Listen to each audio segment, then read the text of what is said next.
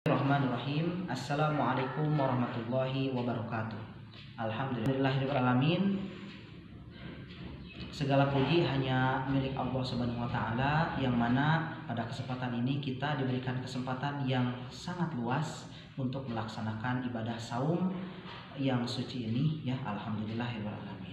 Salawat beserta salam mari kita curah dan limpahkan kepada junjungan Nabi kita Muhammad sallallahu alaihi wasallam, yang mana tidak akan ada, ya, syariat saum kalau tidak ada dari Nabi Muhammad, karena Nabi Muhammad adalah pembawa dari risalah keislaman itu sendiri. Baik, alhamdulillah pada kesempatan ini Bapak akan menceritakan sedikit tentang bagaimana Nabi Muhammad mendapatkan wahyu pertama, kemudian apa wahyu pertama yang didapatkan oleh Rasul kita Muhammad SAW, kemudian apa saja hikmah yang dapat kita petik dalam wahyu yang didapatkan oleh Nabi Muhammad untuk kita selaku umat. Baik, kita akan saksikan dulu cuplikan video yang akan kita saksikan. Silakan.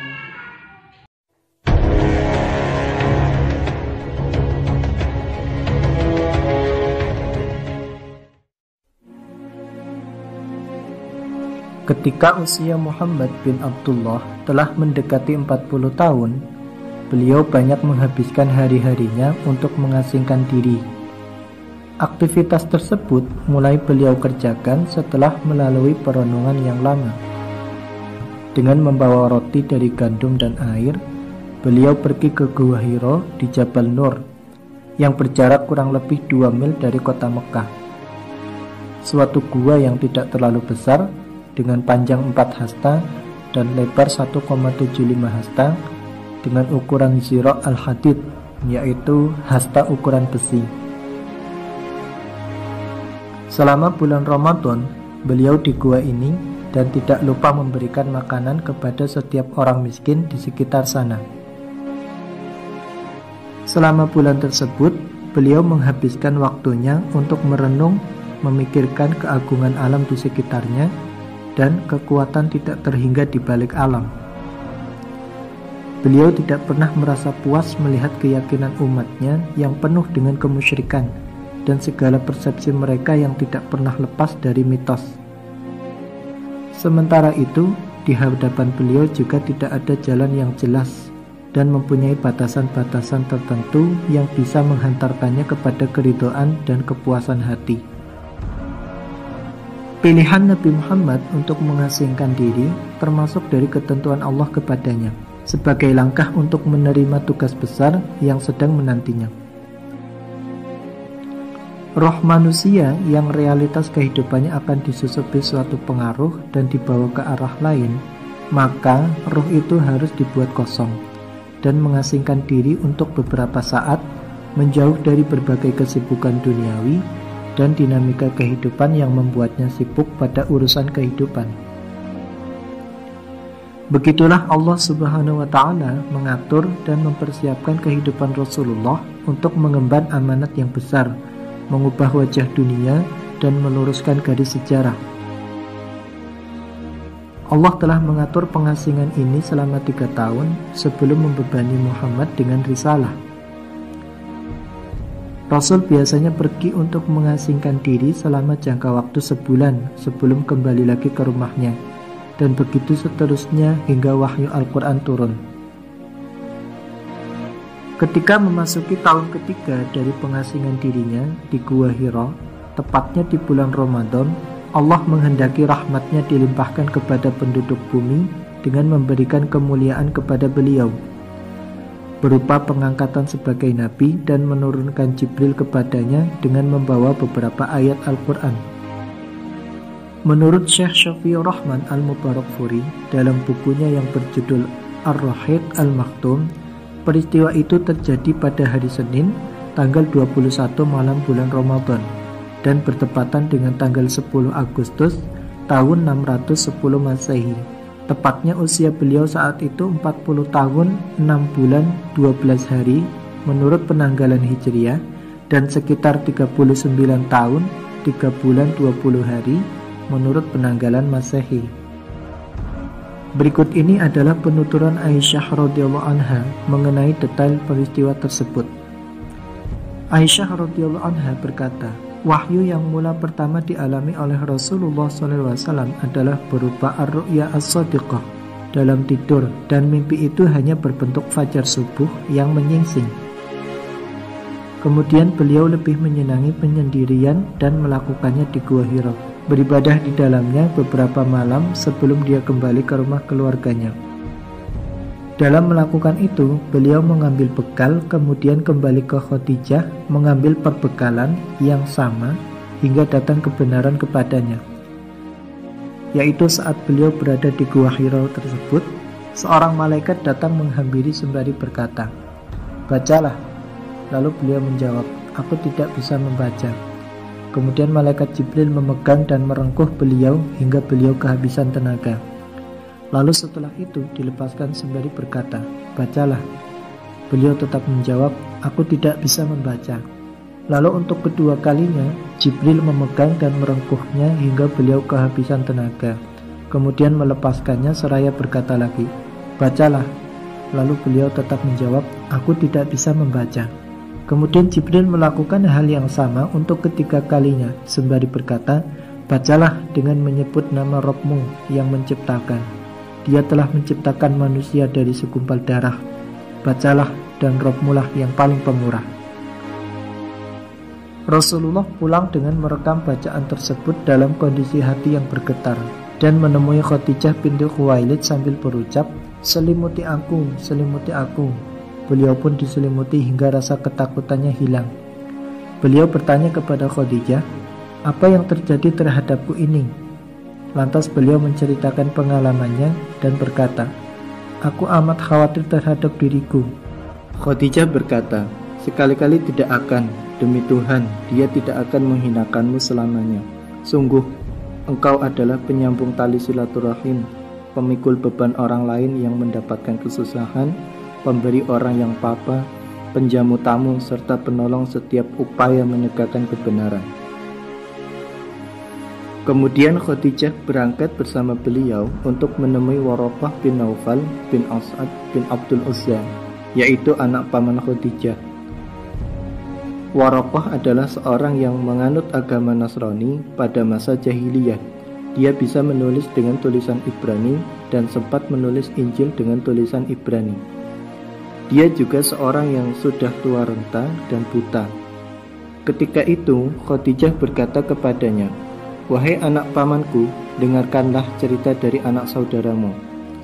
Waraqah berkata, "Wahai putra saudaraku, apa yang engkau lihat?" Lalu Rasulullah SAW membeberkan pengalaman yang sudah dilihatnya. Waraqah berkata kepadanya, "Sesungguhnya dia adalah An-Namus, yakni malaikat Jibril yang juga diutus kepada Nabi Musa. Andai saja aku masih bugar dan muda ketika itu nanti, andai saja aku masih hidup ketika engkau diusir oleh kaummu." Rasulullah SAW berkata kepadanya, "Benarkah mereka akan mengusirku?" Dia menjawab, "Ya, tidak seorang pun yang membawa risalah seperti yang engkau bawa, melainkan akan dimusuhi.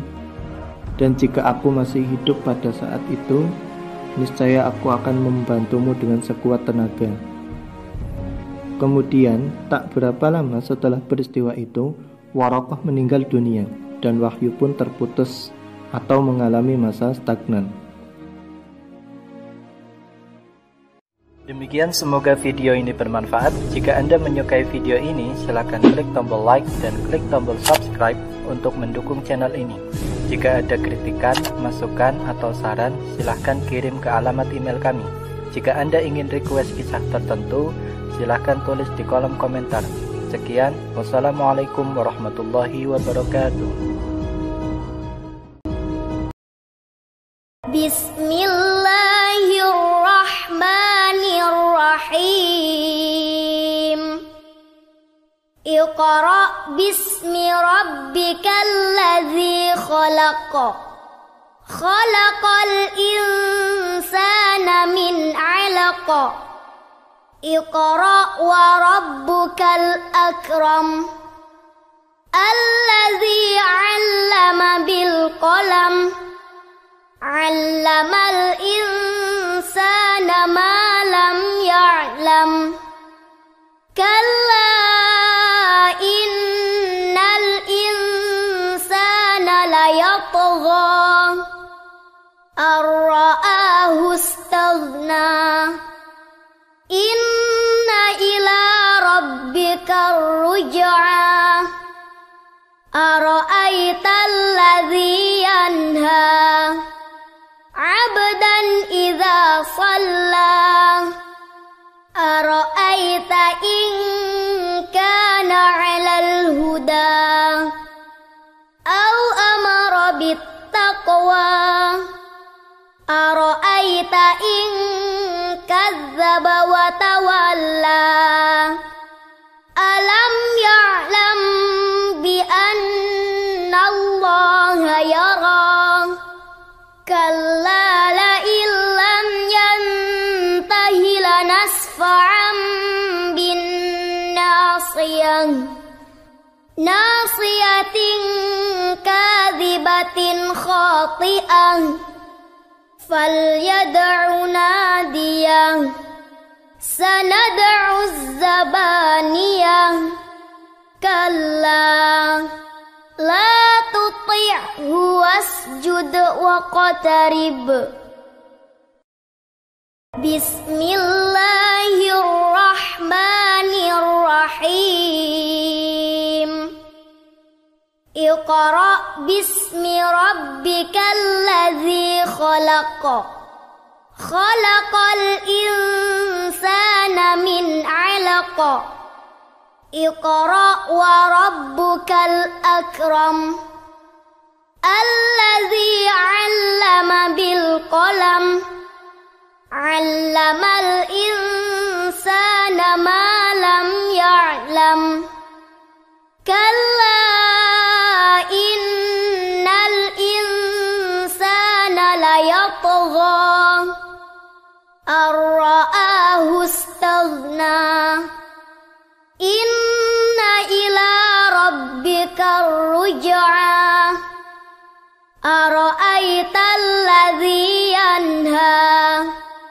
عبدا إذا صلى أرأيت إن كان على الهدى أو أمر بالتقوى أرأيت إن كذب وتولى ألم يعلم بأن الله يرى كلا لئن لم ينته لنسفعا بالناصية ناصية كاذبة خاطئة فليدع ناديه سندع الزبانية كلا لا تطعه واسجد واقترب بسم الله الرحمن الرحيم اقرأ باسم ربك الذي خلق خلق الإنسان من علق اقرأ وربك الأكرم الذي علم بالقلم علم الإنسان ما لم يعلم كلا إن الإنسان ليطغى أن رآه استغنى إن إلى ربك الرجعى أرأيت الذي ينهى عبدا إذا صلى أرأيت إن كان على الهدى أو أمر بالتقوى أرأيت إن كذب وتولى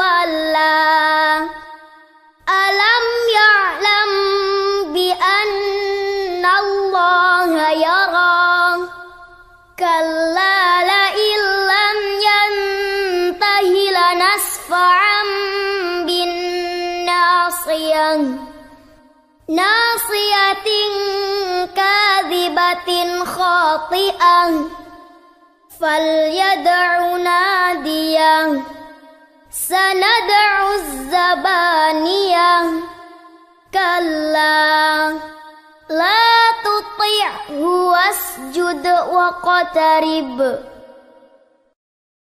بسم الله الرحمن الرحيم اقرأ باسم ربك الذي خلق خلق الإنسان من علق اقرأ وربك الأكرم الذي علم بالقلم علم الإنسان ما لم يعلم كلا إن الإنسان ليطغى أن رآه استغنى إن إلى ربك الرجعى أرأيت الذي ينهى عبدا إذا صلى أرأيت إن كان على الهدى أو أمر بالتقوى أرأيت إن كذب وتولى ألم يعلم بأن الله يرى كلا لئن لم ينته لنسفعا بالناصية ناصية كاذبة خاطئة فليدع ناديه سندع الزبانية كلا لا تطعه واسجد واقترب بسم الله الرحمن الرحيم اقرأ باسم ربك الذي خلق خلق الإنسان من علق اقرأ وربك الأكرم الذي علم بالقلم علم الإنسان ما لم يعلم كلا إن الإنسان ليطغى أن رآه استغنى إن إلى ربك الرجعى أرأيت الذي ينهى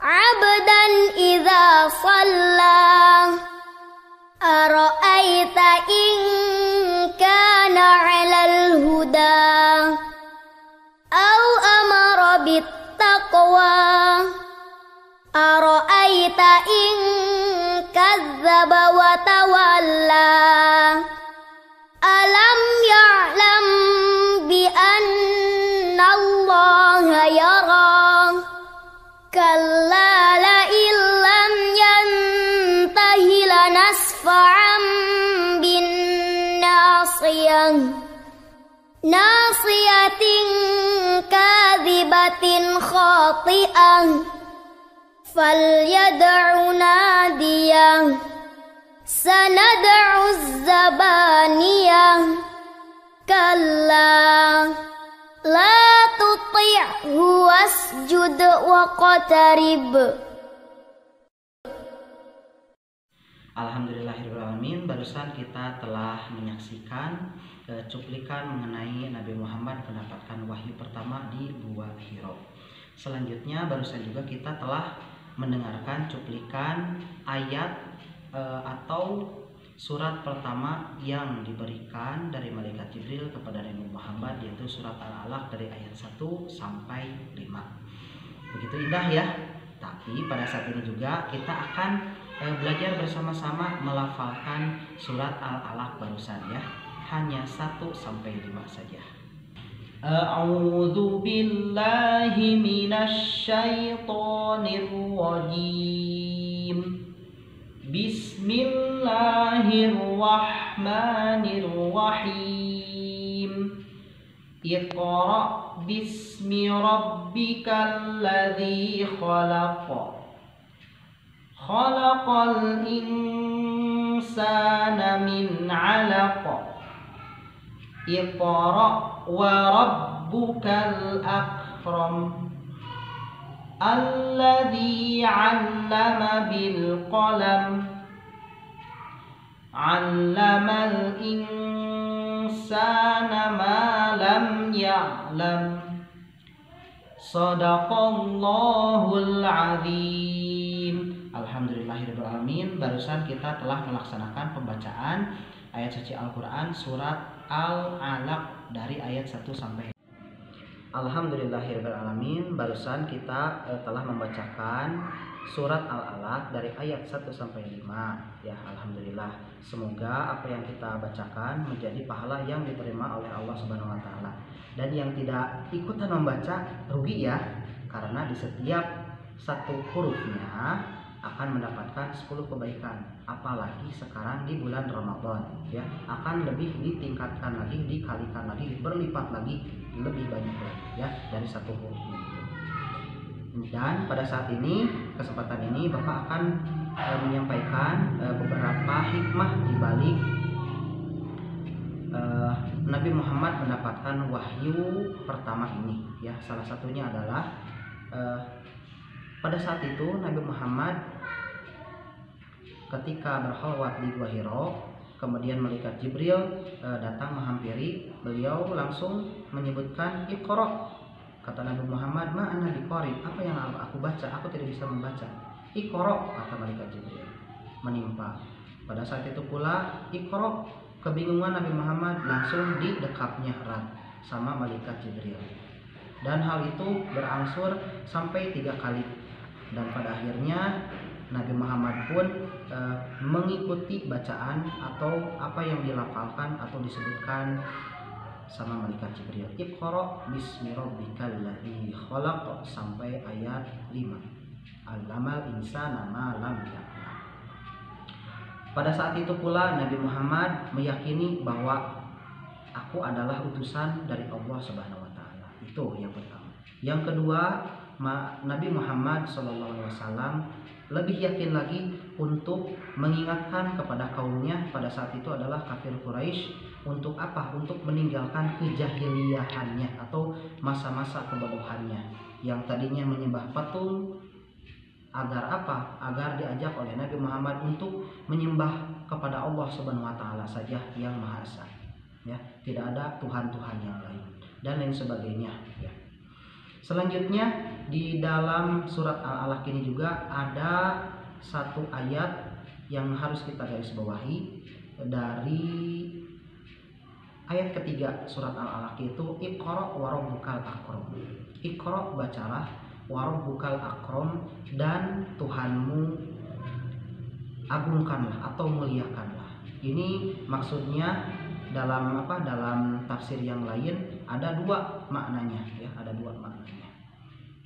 Makna pertama Iqra itu adalah baca, yaitu kita senantiasa adalah seorang pelajar, bersungguh-sungguhlah mencari ilmu dan menjadi orang terbaik ketika mencari ilmu. Iqra ya, baca ya. Itu yang pertama, kita harus menjadi pelajar yang terbaik.